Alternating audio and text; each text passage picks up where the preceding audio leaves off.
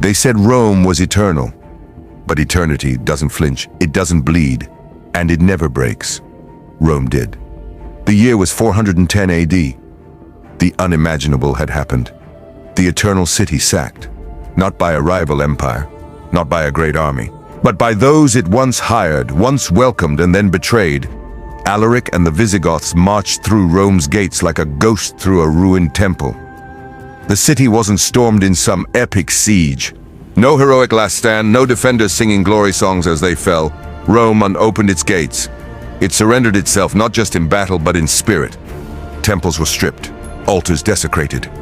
Gold and relics that had stood since the days of Caesar were stolen in days. Even the copper that lined rooftops peeled away. A city that had once ruled the known world left bare. But Rome survived. Shaken, humiliated, breathing but barely, and something vital had changed.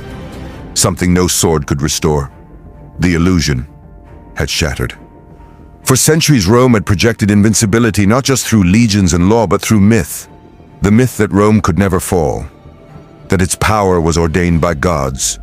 That it was the center of the world forever. But now the world saw through the marble. The eternal city had bled, and blood, once spilled, invites more blades. In the years that followed, the West became a graveyard of forgotten crowns. Emperors rose like mist and vanished just as quickly. One ruled for a few months, another for days. Some were murdered by their own guards. Others simply disappeared, like coins lost in the dirt. A child, Romulus Augustulus, was once placed on the throne. Not because he won a war, not because he inspired a nation, but because no one else wanted it. The imperial title had become a curse.